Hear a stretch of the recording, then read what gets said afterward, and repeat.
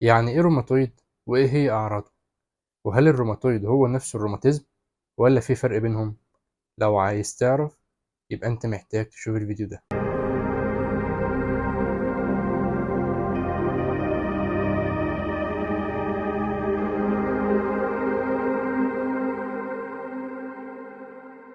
السلام عليكم، أهلا بيكم في فيديو جديد مع أحمد أبو زيد.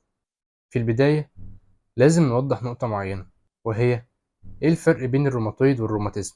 ناس كتير مفكرة إن الروماتويد والروماتيزم حاجة واحدة، ولكن في الحقيقة الروماتيزم والروماتويد مش حاجة واحدة. الروماتيزم هو اسم تخصص طبي. يعني إيه الكلام ده؟ زي ما في تخصص في الطب اسمه الأطفال، وفي تخصص قلب، وفي تخصص مخ وأعصاب، في تخصص اسمه الروماتيزم.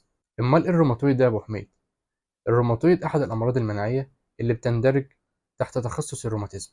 علشان نبسط الموضوع، الروماتيزم تخصص لأمراض كتير، منها أمراض تتعلق بالمناعة وأمراض تانية ملهاش علاقة بالمناعة، والروماتويد أحد هذه الأمراض المناعية اللي بيشخصها طبيب الروماتيزم.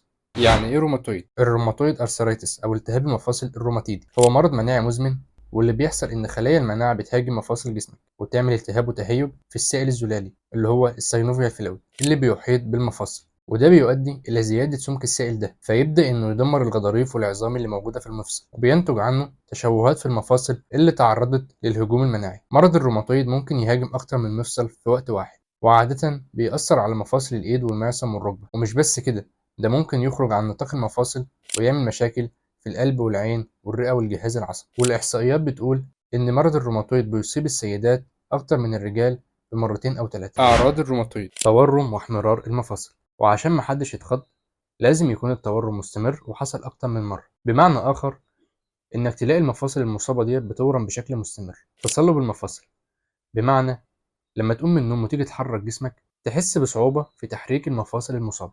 هشاشة العظام، ضيق التنفس، التعب والإرهاق والضعف. ومش بس كده، ده ممكن توصل إن مريض الروماتويد يبدأ يعاني من أعراض الاكتئاب، بالإضافة لأعراض تانية، بس دي أعراض بتكون مشتركة بين أمراض كتير، مش مرض الروماتويد بس، ولا تكفي إنها تشخص مرض الروماتويد. على سبيل المثال، الإرهاق وارتفاع درجة الحرارة. دي كانت حلقتنا النهاردة. لو عايز تعرف أكتر عن أمراض المناعة يبقى تابع السلسلة دي، ولو في مرض مناعي معين حابين إننا نتكلم عليه اكتبولي تحت في التعليقات.